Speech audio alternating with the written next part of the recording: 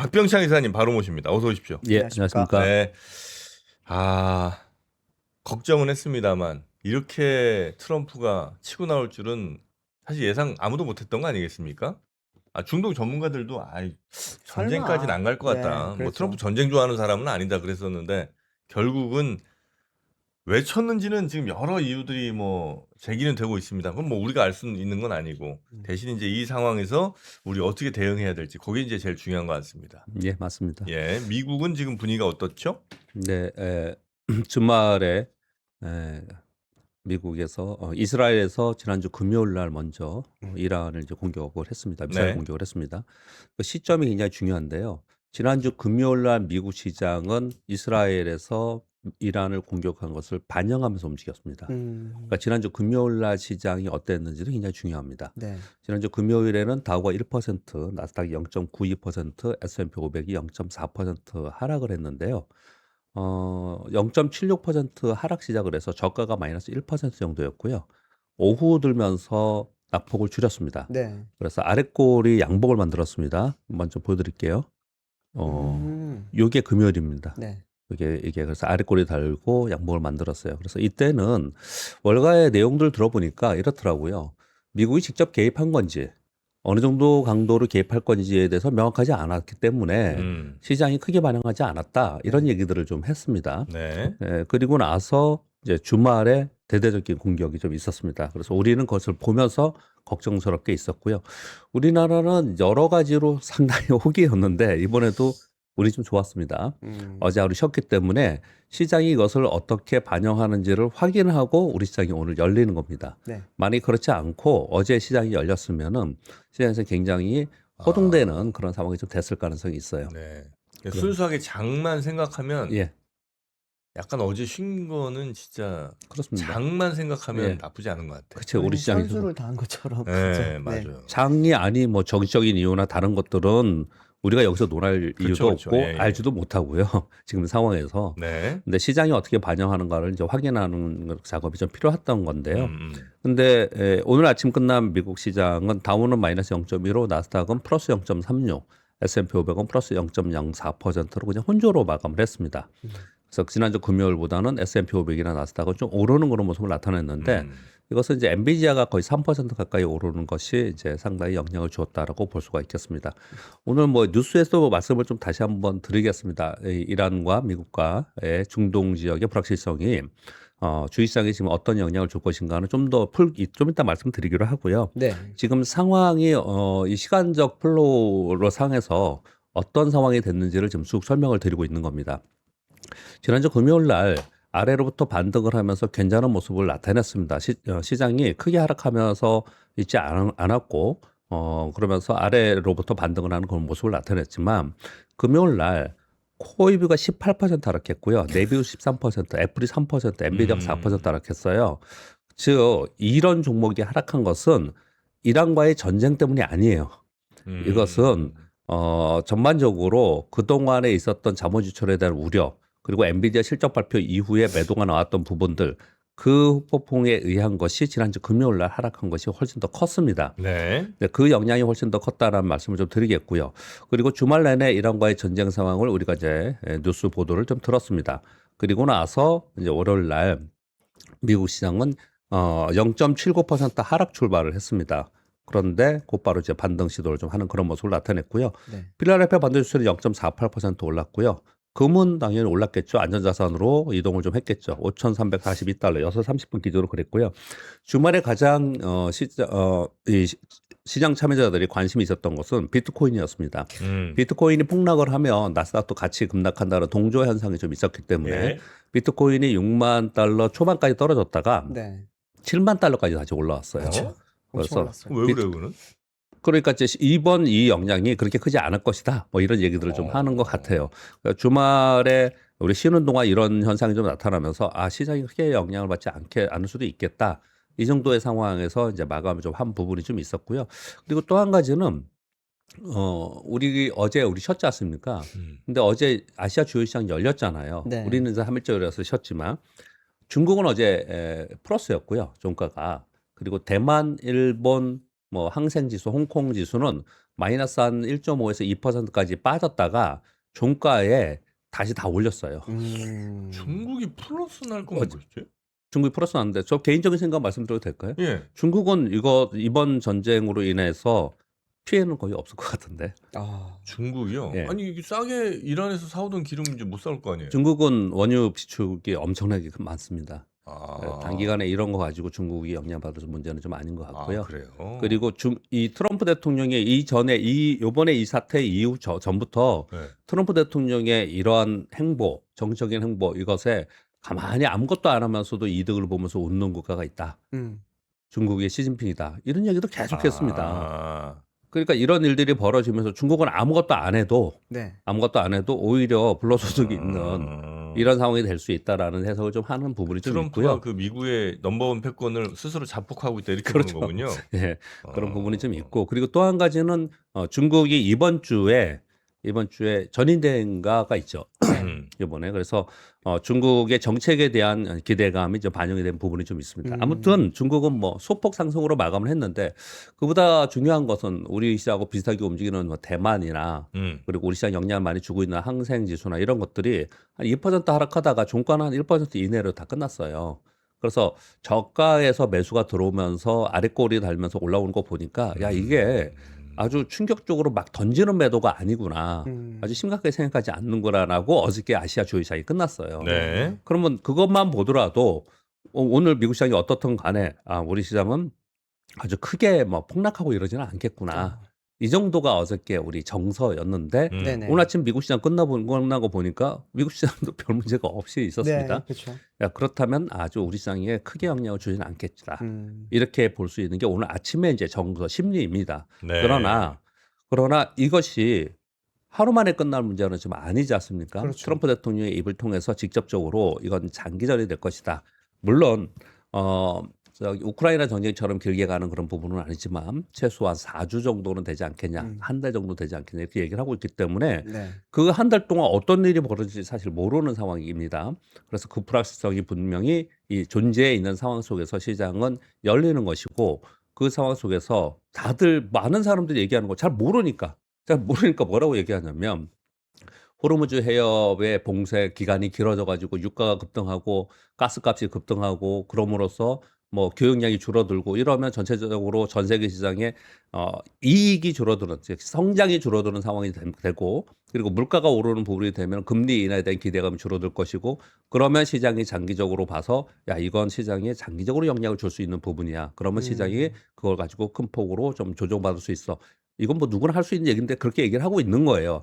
그런데 지금 상황을 보니까 트럼프 대통령이 주말을 이용해서 공격한 부분이 상당히 굉장히 공격적이고 파괴적으로 공격을 하면서 오히려 이거 정치적인 이런 부분 다 빼고요. 시장에서 바라보는 관점은 굉장히 생각했던 것보다 조금 빠르게 끝날 수 있겠구나. 라는 부분들을 좀 반영을 하는 것 같아요. 근데 어찌 될지 모르는 거지 않습니까?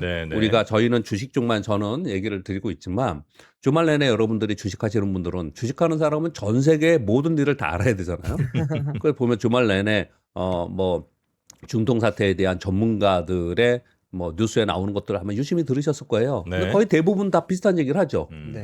어찌 될지 모를 거고 장기적으로 갈 가능성도 있고 뭐 이런 얘기들을 계속 하고 있는 상황이기 때문에 주식시장은 이것을 한마디로 표현하면 그냥 불확실성으로 받아들이는 상황으로 오늘 시장이 열린다. 다만 어제 아시아 주요 시장의 흐름이나 미국 시장의 흐름을 봤을 때 그냥 공격적인 매도가 나오면서 시장이 그냥 훅 내려가는 그런 상황이 아니고 반등을 주거나 아니면은 혼조 상태로 마감한 걸 보니까 야, 그 부분에 대해서는 일단 단기 노이즈로 생각하면서 추후 지켜보는 관점으로 뒤로 한 발 빼놓고 그리고 나서 그동안에 많이 있었던 미국의 AI 관련주들의 등락에 더 시장은 지수 자체는 변동성에 더 영향이 컸었구나. 이렇게 정도 정리해 볼 수가 있겠습니다. 대체로 지금 뭐 넥스트장 잠깐 보니까요. 예. 뭐 예상은 많이 충분히 됐습니다만 방산하고 예. 에너지 그러니까 뭐 석유 그렇죠. 관련 기업들 예. 요쪽은 생각보다 꽤 많이 오릅니다. 그쪽은 왜냐하면 이제 그동안에 좀 늘려 있었던 부분이 있었고요. 미국 시장도 에너지하고요. 지수는 크게 안 움직였죠. 예. 그런데 에너지주하고 방산주는 많이 올랐어요. 유럽도 많이 올랐고요. 그러니까 네네. 우리 시장은 당연히 그 영향을 받는 거고 그리고 이것은 그 기간이 뭐 며칠 만에 끝난다라고 많은 게 그랬으면은 예, 이렇게까지 아닐 텐데 트럼프 대통령이 직접적으로 언급하고 미국 전 정부에서 직접 언급하는 부분이 요거는 뭐 4주 정도는 가지 않겠냐 이렇게 얘기를 좀 하고 있는 상황이기 때문에 네. 당연히 방산주, 우주항공, 에너지 쪽에는 이제 상승하는 그런 상황이 좀 된 것이고요. 미국에 보면 필라델피아 반도체 지수도 올랐고 그리고 뭐 엔비디아도 반등을 했고 그랬습니다. 마이크론도 뭐 강보합이고 그랬습니다. 그럼에도 불구하고 우리 시장이 좀 소폭 한 2%씩 지금 NST에서 거래되는 이유는 어제 홍콩에서 우리 한국 그 ETF의 하락폭이 좀 있었습니다. 그렇게 이제 매도가 좀 있었다는 말씀 좀 드리는 네네. 거고요. 그리고 지난 금요일 날도 엔비디아나 그리고 마이크로나 이런 종목들 하락한 부분이 있었기 때문에 우리는 그걸 반영하지 않았죠. 네. 그런 부분들을 그런 부분들을 좀 함께 말씀을 좀 드리겠습니다. 네. 요 좀 추가적으로 좀 지나가면서 말씀드릴게요. 네. 종합해서 뒤로 들어가서요. 이건 엔비디아고요. 엔비디아가 박스권에 있는 걸 계속 보여드리고 있는데 지난 실적 발표 후에 급락했죠. 5% 네. 4% 급락했거든요. 그리고 나서 어제 다시 반등을 주었어요. 이 얘기는 제가 이 차트로 오랫동안 보여드리고 있는데 엔비디아가 이 하단 170달러를 깨고 내려가면서 막 매물이 쏟아지는 상황이 되면 우린 걱정해야 돼요. 네. 근데 그렇지 않고 있습니다. 이 박스권 안에 밑으로 내려가니까 또 매수가 들어오고 그러거든요. 네. 그러니까 생각보다 그렇게 시장의 심리가 이제 다 던져야 돼 이런 심리가 아니라는 걸 여기서 보여주고 있는 거고요. 엔비디아 이런 모습을 나타내고 있으니까 지금 S&P 500도 박스권 안에 있잖아요. 이 미국 시장의 주요 종목과 지수가 박스권 안에 있는 상태에 있어야지만 우리 시장이 있는 거고요. 이들이 흘러내려가면 우리 시장도 같이 조정을 보일 수 있거든요. 그래서 이들이 박스권에 있다는 것은 우리 시장의 전반적으로 아래쪽으로 뭐 심리가 작용하는 이런 부분은 아직까지 아니다 이렇게 볼 수가 있는 상황입니다. 네. 우리 시장이 사실은 좀 더 설명을 좀 드려야 돼요. 지금 중동의 이란 지역의 불확실성이 시장에 어떻게 영향을 주느냐 이 부분에 대해서 모두 다 그 얘기를 하고 있잖아요. 근데 저는 사실 그거보다는요. 지난주 금요일 날 거래를 보면서 결론적으로 저의 생각을 말씀드리면 네. 한 좀 보수적이면 30% 아니면 좀 공격적이라면 50% 현금을 하면서 위험 관리를 해야 되는 상황이 좀 왔구나라고 저는 생각을 좀 하고 있습니다. 중요한 저는 말씀이신 것 개인적인 같은데. 그런 생각을 좀 하고 있습니다. 예. 지난주 금요일 날 보면서 그 설명을 좀 드려보도록 하겠습니다. 예. 지난주에 코스피가 7.5% 올랐습니다. 네. 코스닥이 3% 올랐고요. 지난주 금요일 날은 물론 한 1% 하락을 했어요. 1% 하락했음에도 불구하고 7.5% 오른 거예요. 주에 7.5% 예, 올랐어요. 그러니까 지난 한 주 동안 거의 9% 올랐었던 거예요. 네. 금요일 날 빠진 것까지 포함한 거니까. 예. 그리고 지난 한 주 때 수급을 보면 외국인들이 13조 원 팔았습니다. 와. 그리고 개인들이 8조 원을 사고요. 금융투자가 7조 원을 샀습니다. 이렇게 샀는데 두 가지의 가장 핵심 섹터와 종목이 시장을 끌어올린 거죠. 하나는 반도체, 하나는 현대차입니다. 네네네. 반도체는 지난주 내내 말씀을 드렸듯이 SK하이닉스 증설 발표, 엔비디아 미결제 재고 구매액 발표, 그리고 3월 19일 삼성전자가 밸류업 공시에 있을 것이다. 그리고 중국, 홍콩, 미국에 있는 한국의 반도체 ETF들이 급등하는 걸 보면서 그러면서 대거 들어왔습니다. 그래서 지난 한 주 동안 삼성전자 13% 올랐고요. SK하이닉스가 11% 올랐거든요. 근데 이것만 가지고 이렇게까지는 안 오르고 보통 3%, 4% 올라요. 네. 그런데 지난주에는 요 뉴스도 뒤에 있지만 현대차 그룹의 새만금의 수소 AI 로봇 미래 거점 구축한다는 게 있었고 이재명 대통령이 여기 참여를 했습니다. 네. 그렇죠? 참여를 하면서 이게 굉장히 화제 이슈가 됐습니다. 네. 그러면서 보고서들이 계속 나오는 게 드디어 현대차가 이제 자동차 메이커에서 벗어나서 즉 가치주에서 벗어나서 성장주로 전환하는 그 계기가 된 거다. 그래서 이제 바이아우로 테슬라와 경쟁 구도를 확보할 수 있는 상황이 된다까지도 막 보고서가 나오고 있는 거예요. 네. 지금 엄청나게 여기에 지금 환호하고 있는 상황입니다. 네. 이런 상황이 되다 보니까 지난주에 현대차가 한 주 동안 32% 올랐어요. 한 주 동안. 현대 그래요. 오토모빌가 15%, 현대모 16% 올랐는데 그 차트를 잡고 주반 차트를 보면요. 이게 삼성전자입니다. 네. 삼성전자의 이게 월간이에요. 이게 지금 월간. 이게 1월과 이게 2월입니다. 와. 지금 오늘이 3월 첫째 날이잖아요. 네. 이게 1월이고 이게 2월이고요. 여기 현대차예요. 현대차 이렇게 오른 거예요. 그 현대차가 시총 3위지 않습니까? 네.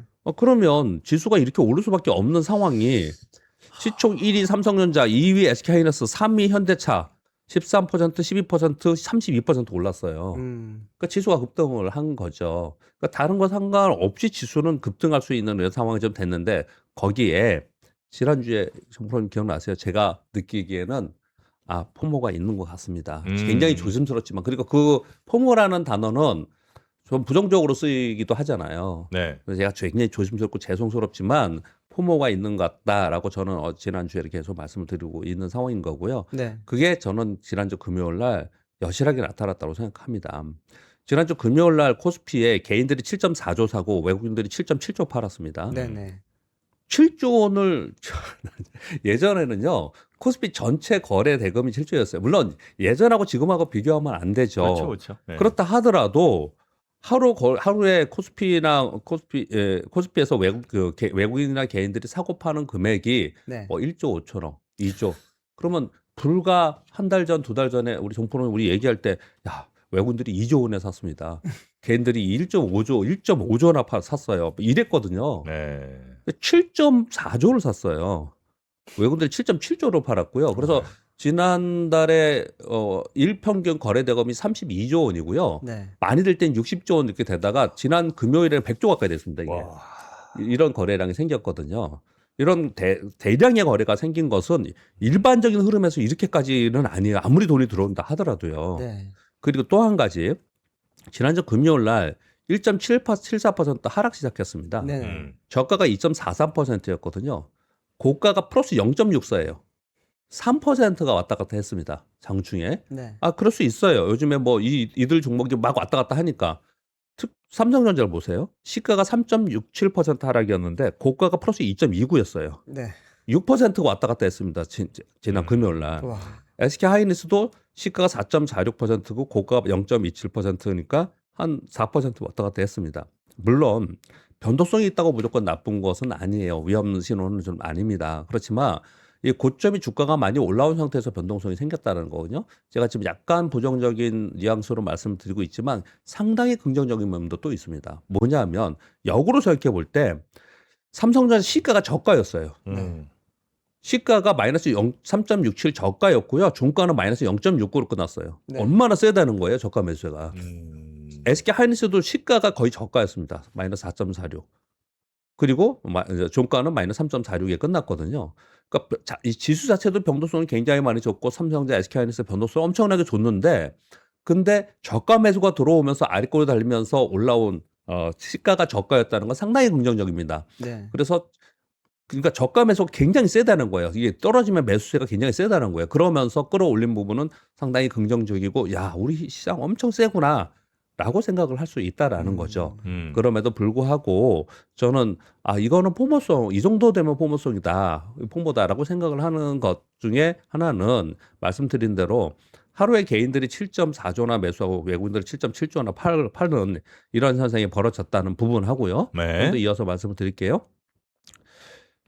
이게 코스피 일봉이거든요. 근데 지난주에 제가 설명을 드릴 때 이 밑에 거래량을 보면은 네. 거래량이 2월 들어서 1월부터 그런 현상이 나타났는데 이 급격하게 거래량이 느는 현상이 나타났습니다. 이거 비교가 안 되게 막 거의 2배씩 늘어나잖아요. 그러네요. 네네. 그러면서 지난 한 주 동안 거래량이 어떻게 됐냐면 이건 주봉이거든요. 이 주봉 지난주에 거래량을 보세요. 와. 이거는 전에 거래량하고 비교가 안 되는 거래량이 된 겁니다. 자, 그러면 이렇게 비교가 안 되게 2배가 넘는 거래량이 생겼다는 얘기는 어마어마한 자금이 들어와서 특히 개인들이 ETF를 통해서 들어와서 7.4조 원이랑 그냥 하루 만에 사는 이런 현상이 나타난 거거든요. 네네. 그러면 엄청난 돈이 들어왔으니까 와 진짜 지금의 유동성은 이거는 쉽게 장에 빠질 거라 생각하면 안 돼. 굉장히 센 장이야라고 설명을 할 수가 있지 않습니까? 네. 근데 제가 지난주부터 계속 설명드리는 부분은 이렇게 거래량이 생긴 거는 이만큼 누군가는 또 판 거예요. 그렇죠. 매수만 해서 생긴 게 아니고 이만큼 누가 팔았다는 그쵸, 거예요. 그쵸. 그래서 예. 지수가 올라갈 때는요. 네. 올라갈 때는 거래량이 없이 올라가는 게 꾸준하게 계속 올라요. 꾸준히 계속.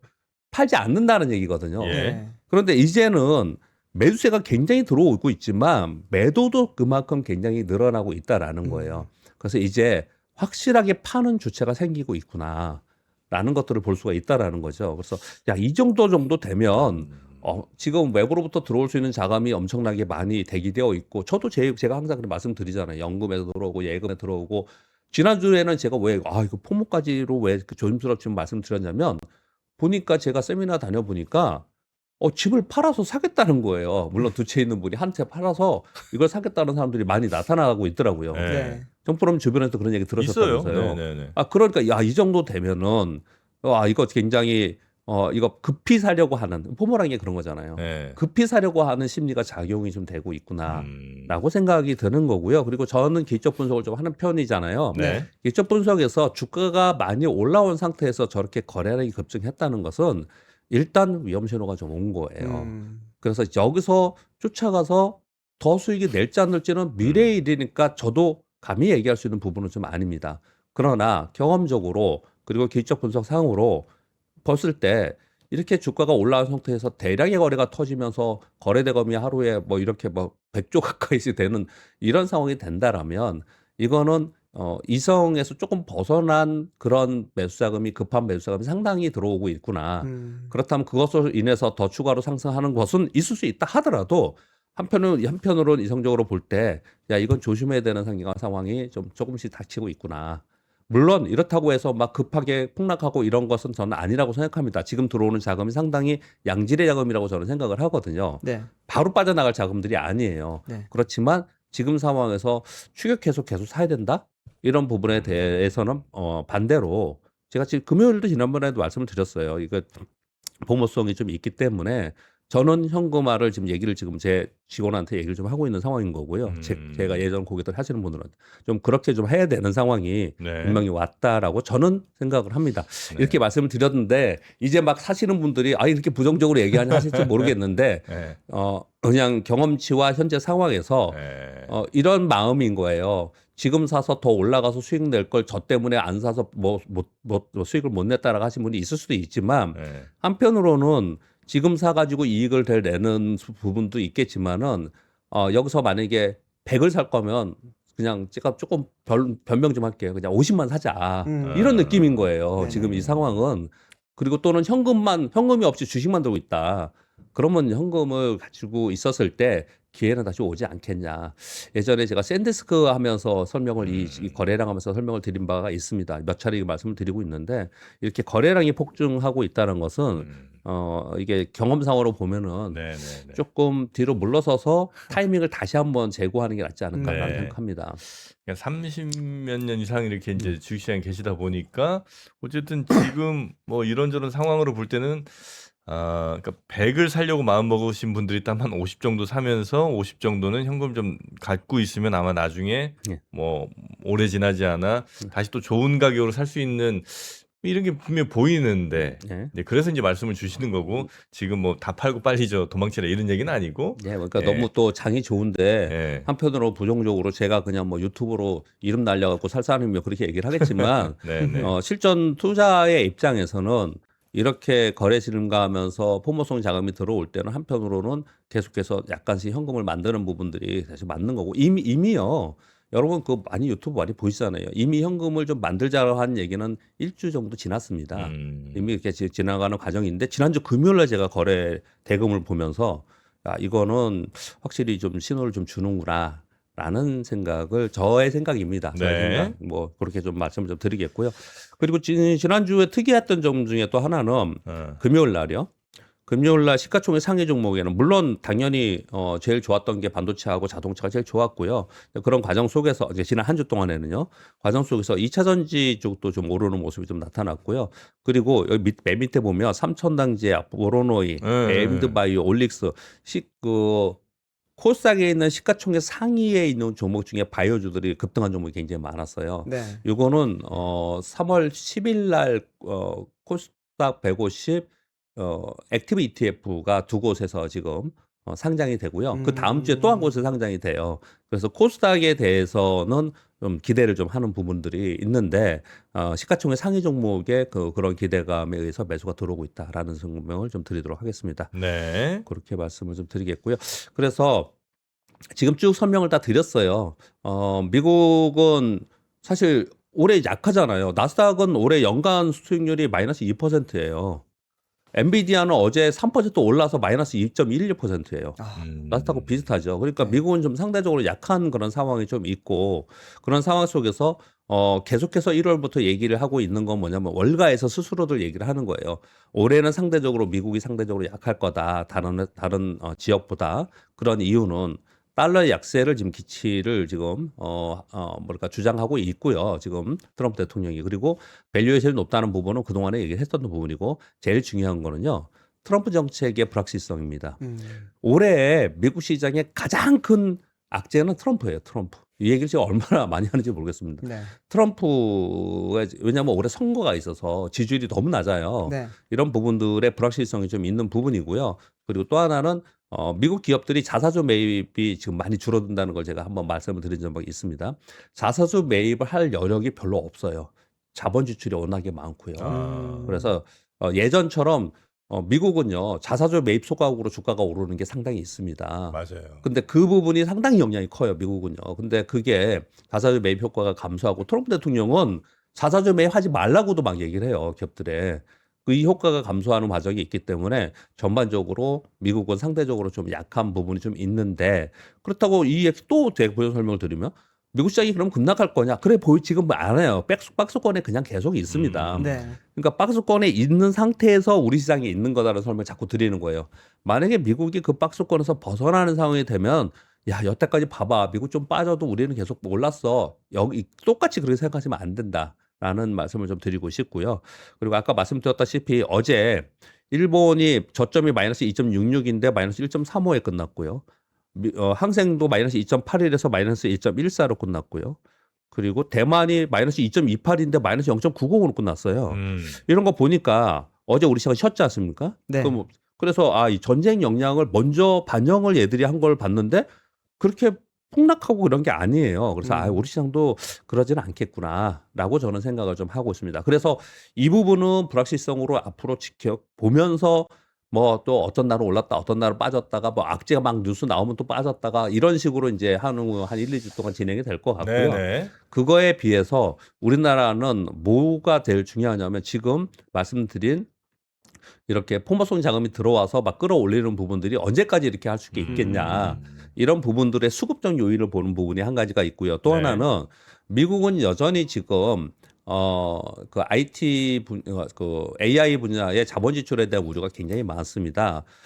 그러면서 엔비디아가 그동안에 약했었고요. 그래서 엔비디아가 3월 16일에 GTC가 있거든요. 네. 만약에 엔비디아가 한 번쯤 여기서 다시 위로 치려면 여기서 뭔가 나오면서 이게 모멘텀이 돼야 되거든요. 근데 그런 부분들이 없다면 여전히 계속 박스권에 있을 가능성이 높아요. 그러면 지금 우리 시장은 내부의 수급과 그리고 미국의 AI 관련주들이 여기서 견조하거나 다시 올라가 주는 게 있어야지만 우리가 지금 이게 계속해서 갈 수 있는 거고요. 그렇지 않으면 우리 시장도 주춤할 수밖에 없는데 그래서 지금 월가에 나오는 제가 한 게 아니고요. 월가에 나온 그 우리 시장에 대한 조정에 대한 얘기가 어떤 이유에서 얘기를 하냐면요.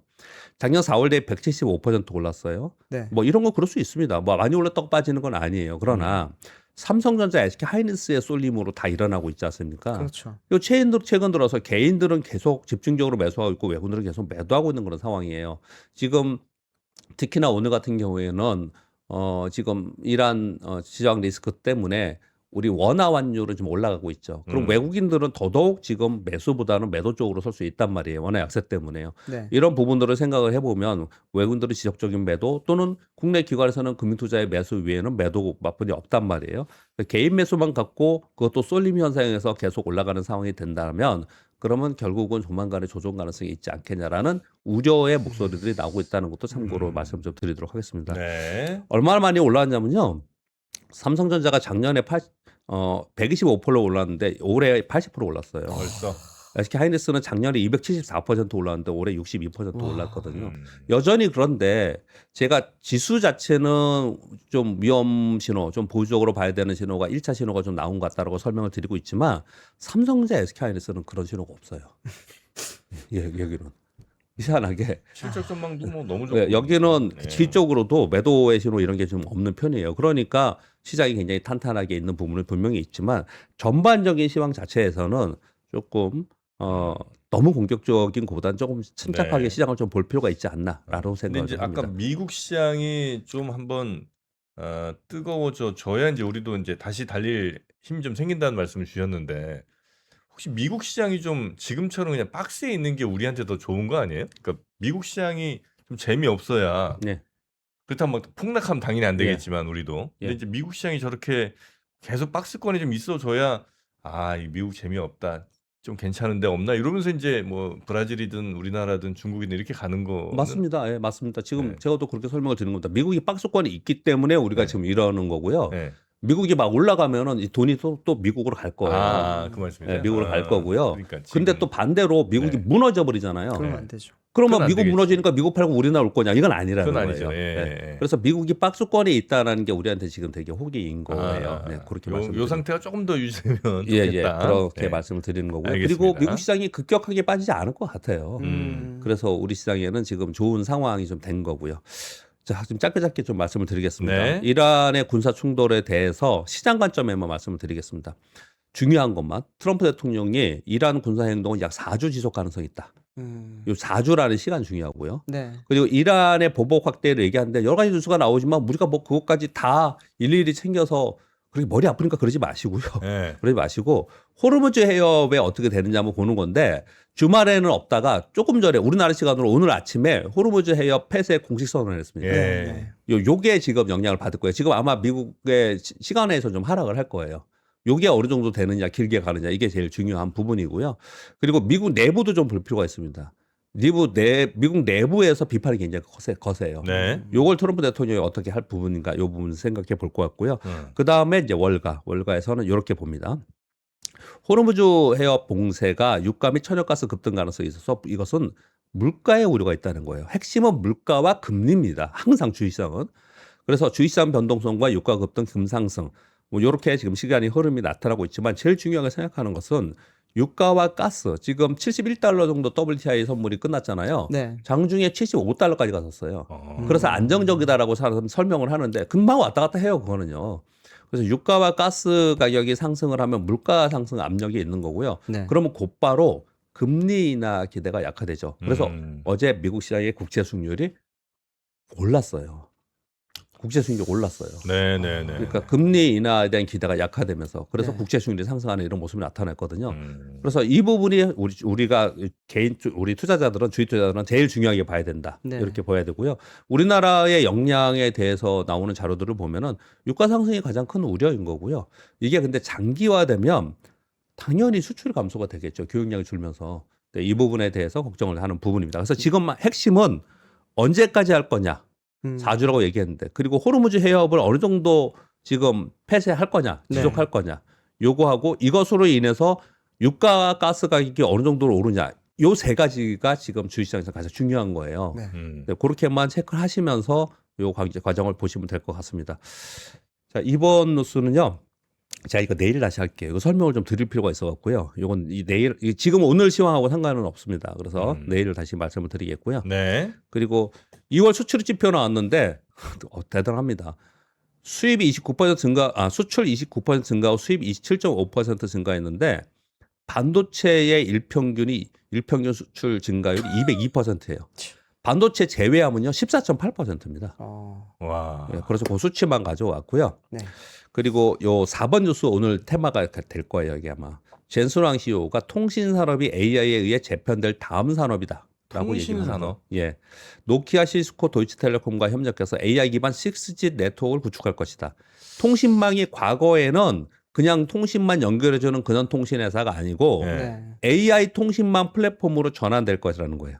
즉 통신사가 AI 인프라 사업자로 전환돼서 통신 속도가 아니라 AI의 물리 인프라가 될 가능성이 굉장히 크다라고 하면서 이미 통신 뭐 광통신관이나 아니면 통신 관련 부품 장비 회사에 직접적으로 투자한 부분이 좀 있었는데 어제 이 얘기가 어디서도 나왔냐면 엔비디아가 루멘텀과 코이어렌트 이 회사들이 뭐냐면 중장거리 통신에 들어가는 그 통신 장비 회사들이에요. 네. 이 회사들의 각각 20억 달러씩 광학 부품사에 투자했다는 게 나오면서 이런 얘기들을 했어요.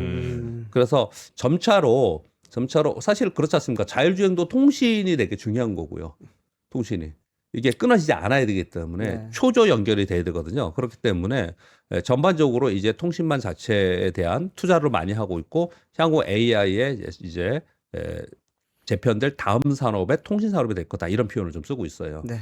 그래서 통신 산업에 대한 기대감이 좀 있는 상황에 있습니다. 그리고 아마존이 최첨단 대신 저비용 AI로 승부한다는 뉴스가 하나가 있었습니다. 무슨 얘기냐면 올해 2천억 달러 투자를 해서 투자해서 뭐 데이터 센터 건설하고 그런다고 했는데 투자 대비 수익성 우려의 목소리가 많이 나오잖아요. 네. 그래서 기업 맞춤형 칩을 개발하겠다. 그래서 가성비 AI로 하겠다. 여태까지는 그렇게 안 했는데 이런 얘기들이 좀 있는 상황이에요. 그리고 일론 머스크가 175억 달러의 부채 전액 상환할 것이라는 발표를 좀 했어요. 이거는 아마도 상장 추진을 지금 준비하고 있기 때문에 이런 것 같고요.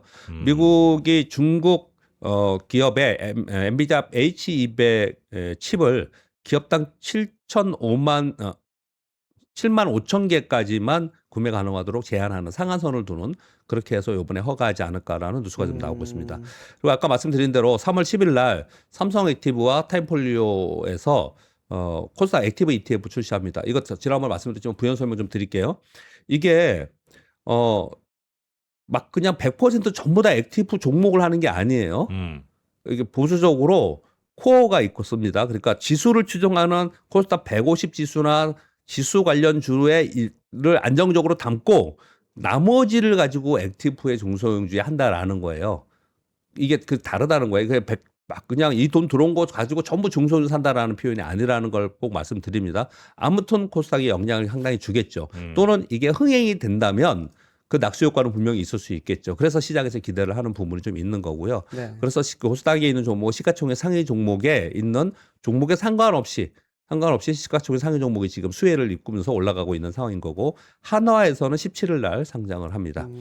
그리고 지금 현대차가 일주일 만에 32%나 올랐다 그랬지 않습니까? 요 내용이 되게 중요하게 얘기를 많이 하더라고요. 이재명 대통령이 현대차의 새마을급 모빌리티 특화도시 조성 협약 시 참석했다라는 뉴스가 좀 있었고요. 여기에 데이터센터 5.8조 원, 태양광 발전 1.3조 원, 수전의 수소예요. 1조 원, 로봇 0.4조 원. 여기서 투자를 해서 특화도시를 만든다라고 하는 거고요. 이게 더불어서 지난주에 현대차가 더 급하게 올랐던 이유가 두 가지 뉴스가 더 설명을 드려야 될 것 같은데요. 보스턴 다이내믹스를 내년 초에 상장한다라는 뉴스들이 좀 나오고 있습니다. 기업 가치가 최소한 100조 원 이상으로 좀 될 거다 이런 얘기를 좀 하고 있는 상황인 거고요. 그래서 이 현대차가 그때 안 움직이고 있었을 때 있잖아요. 네. 이번 CES 이후에 움직인 거지 않습니까? 그렇죠. 그때 현대차 그룹에서 뭘 사야 되냐 얘기할 때 지배구조에 관련된 종목 위주로 사야 된다 이런 얘기를 되게 많이 했었어요. 네. 그래서 거기에 관련주들이 좀 더 오르는 특징을 갖고 있다. 그리고 현대차가 움직이는 건 거의 대부분 지금 현대차가 움직이면서 같이 로봇을 끌고 가고 있고 수소를 끌고 가고 있어요. 네. 그 지난주에 그래서 수소 관련주들이 올랐습니다. 그렇게 테마가 연결되고 있다는 걸 아셔야 될 것 같고요. 또 한 가지는 KB증권에서 나온 뉴스의 저기 보고서예요. 전 세계 피지컬 AI 기업 중 가장 저평가되었다. 즉 현대차는 이제 전통적 가치주에서 피지컬 AI 기반의 성장주로 전환되는 중이다. 이 비슷한 얘기를 예전에 SK 하이닉스를 가지고 어디 증권사인가 얘기한 적이 있었어요. SK 하이닉스가 이제 전통적인 그냥 사이클링 산업이라고 생각하면 안 된다. 그래서 PBR로 계산하지 말고 PER로 하자. 막 이런 얘기 했었더니 말이 되냐? 전통적인 그쪽의 애널리스트 분들은 아니다. 이게 논란이 좀 있었거든요. 네. 이거 아마 똑같이 그럴 것 같아요. 똑같이 현대차도 전통적인 가치주로 그동안에 현대차를 구분을 많이 했었는데 그 현대차를 가지고 주가를 요즘 올해는 자동차로 설명을 아무도 안 합니다. 그냥 로봇과 그리고 수소 이런 쪽으로 성장주로 평가하면서 주가가 오르고 있는 거군요. 그래서 디지털 AI 기반의 성장주로 전환되는 중이다. 이런 얘기들이 시장에 퍼져나가면서 더 각광을 받는 그런 특징을 좀 보이고 있습니다. 근데 어떤 회사가 그 기존에 하고 있는 쭉 사업이 있고 예. 매출도 다 이제 거기서 90% 이상 이렇게 나오고 있어요. 예. 근데 어떤 신산업 하나 자회사로 갖고 있다고 그 회사를 그런 첨단 회사로 이렇게 하기는 평가해 어렵죠. 주기도 해요? 그렇게 하기도 합니다. 그런데 그렇게 하면 안 되죠. 그거는 테마일 뿐이고 네. 그리고 짧게 끝날 가능성이 있죠, 주가가. 네. 근데 이거는 그룹 전사에서 하는 거예요. 그룹. 네. 지금 네. 자동차라면 좀 설명하기가 어려운 게 네. 사실 현대차 그룹의 지금 시가총액을 전부 다 합치면은 폭스바겐이랑 포르쉐를 합친 것보다도 넘어섰어요. 네. PER로만 따져보더라도 지금 도요타랑 비교를 하면 더 이상 올라갈 구멍이 없다라는 이야기를 하거든요. 근데 로봇이라고 하는 새로운 걸 지금 대입을 해보면 이제 음. 상방이 열리는 거죠. 지금 음. 예를 들어서 테슬라 같은 경우에는 자동차 사업이 전체 수익의 지금 한 70% 이상 차지하는데 음. 테슬라를 주가를 그걸로만 평가하지 않잖아요. 뭐 로봇이라든지 자율주행이라든지 다른 걸 다 네네네네네. 포함을 하기 때문에 아마 현대차도 이제 그런 뭐 수순으로 지금 들어가고 있다라고들 많이 평가하는 것 같습니다. 그런가? 시장의 평가가 네. 이런 회사도 있어요. 자기 본업이 있는데 네. 자회사 중에 뭐 하나 하든지 없으면 또 사업 목적에 그냥 넣어가지고 테마에 엮어가지고 주가가 올리고 싶어하는 네. 이거는 다르다는 거예요. 그렇죠. 그거랑은 예를 들어서 지금 두산그룹도 완전히 로봇이나 수소 쪽으로 가 있는 상태고 하나도 그랬고요. 그래서 사업의 체질, 그 기업의 완전히 바뀌잖아요. 네. 체질이 바뀌지 않습니까? 그렇게 아무것도 못 하고 있다가 맨날 헤매고 있던 LG그룹이 네. LG그룹이 이제 로봇하고 그 생성 AI 네. 데이터 센터 관련주로 지금 뜨고 있잖아요. 네. 그렇게 얼마나 시대 상황을 이끌고 가는데 이 CEO 또는 오너들이 그쪽 방향으로 가느냐가 굉장히 중요한 거지 않습니까? 그렇죠. 그러니까 기업 자체가 그쪽 방향으로 이끌고 가는 건 굉장히 중요하다고 생각을 하거든요. 이거랑 근데 차이점은 아까 다시 주의점을 말씀드릴게요. 네. 지금 질문 주신 것처럼 네. 전체 사업 중에서 뭐 하나를 가지고 나 이거 얘 자회사가 이게 있기 때문에 요거 가지고 뭐 할 거야. 이거는 오래 가지 못해요. 전사 그런 분들도 있고요. 또 한 가지 걱정스러운 거는 이런 상황에 보면 기업들이 사업 다 각화가 아니고 사업 다 악화를 하는 기업들이 있습니다. 다 악화. 야, 그거 되게 중요하게 사업 다 생각해야 돼요. 악화. 그런 기업들 되게 많거든요. 그건 결국은 오래 가지 못하고 나중에 주가 다시 원위치합니다. 네. 그렇죠, 그렇죠. 구분할 필요는 분명히 있습니다. 아, 그 시류 따서 그냥 막 이거 탄다, 저거 한다, 로봇 예, 예. 한다, 무슨 뭐 액추에이터 한다 이런 회사들이 이제 예. 결국은 다시 원래대로 혹은 그 이하로 이제 가게 돼 있고, 맞습니다. 그렇죠. 예. 이런 제대로 이제 사업 추진하는 회사랑은 좀 다르게 평가할 필요는 있다. 알겠습니다. 아, 현대차. 아, 다시 또 그렇게 들어가야 돼. 네. 아, 고민이 자꾸 돼서. 아, 알겠습니다. 그러나 잘합니다, 현대차는. 그 고민들 저희 3프로 쭉 이어지는 방송과 함께 하시면 될 텐데, 저희 8시 40분부터는 더블 밸류업, 여기에서는 이번 지금 중동 상황 어떻게 시장에 영향을 줄지 요거 네. 아주 우리 장우진 프로랑 또 세밀하게 하나하나 살펴볼 예정이고요. 또 시황도 계속해서 짚어드리니까 그건 좀 보시면 좋겠고, 네. 그리고 쭉 보시면 저희 11시부터 크립토 시장에 관한 얘기도 하거든요. 네네. 크립토는 뭐 예를 들면 그 가상화폐 뭐 이쪽으로도 지금 분위기가 한번 출렁했다가 다시 약간 고개를 좀 드는 것 같은 분위기라 그거 11시부터 이어지는 크립토 플러스. 크립토 플러스. 예, 네. 여기에서 그 김동환 원더프레임 대표 그리고 서동주 변호사 아시죠? 그 네네. 고 서세훈 씨의 알고 있죠. 자제분. 네. 네. 그분이 또 이쪽에 관심이 굉장히 많은 모양이더라고요. 맞습니다. 오늘 예. 첫 방송을 하는데 여기에는 네네네. 안유아 교수님이 출연을 하기로 했고요. 그렇죠. 매주 오전 11시부터 12시까지 라이브로 여러분들이 함께 아. 즐길 수가 있다고 합니다. 알겠습니다. 자, 요거 계속 그냥 보고 계시면 여러분 편하게 다 즐기시면 되겠습니다. 네. 자, 우리 박병창 이사님 여기서 보내드리고요. 네. 내일 아침도 저희가 대응해야 될 게 굉장히 많을 것 같은데 네. 잘 부탁드리겠습니다. 고맙습니다. 감사합니다. 감사합니다. 네.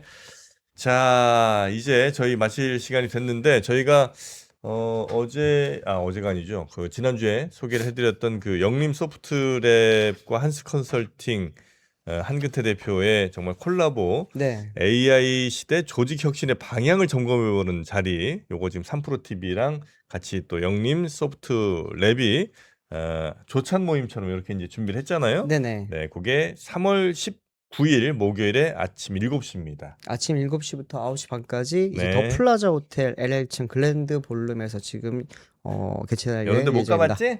저 많이 가봤죠. 많이 가봤어요? 저는 뭐 기자 간담회 하러 많이 가니까요. 아, 이 C레벨들 오는데? 조찬 모임도 많이 가봤죠. 아, 참 회장님이시구나.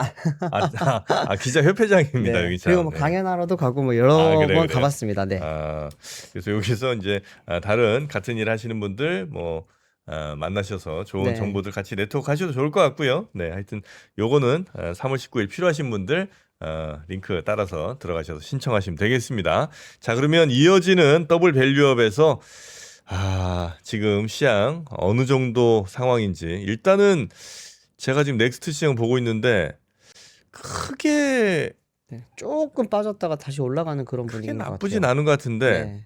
일단 시총 상위 종목들은 대부분 2, 3% 정도는 뭐 빠지는 것 같기는 하고요. 네. 대신 방산 에너지 쪽이 워낙 좋아갖고 오늘 시장 에너지, 네, 네. HMM 같은 이제 해운대도 네, 좋고, 해운도 네. 좋고요. 요거는 이어지는 더블 밸류업에서 시황 자세하게 빠르게 전해드리겠습니다. 자, 우리 유종훈 기자도 고생 많으셨고 네. 내일 볼까요? 저는 또 나중에 또 다시 한번 나중에 보겠습니다. 볼래요? 네, 내일은 아마 권순우 기자가 올 아, 겁니다. 그렇습니까? 네. 아, 알겠습니다. 하여튼 거기도 나름의 로테이션이 또 있네. 저는 또 내일 또 다른 또 취재를 가야 되다 아, 보니까. 그래. 네. 알겠습니다. 자, 하여튼 계속해서 여러분은 함께 해주시면 되겠고요. 류종훈 기자는 고생 많으셨습니다. 네, 고맙습니다. 감사합니다. 네.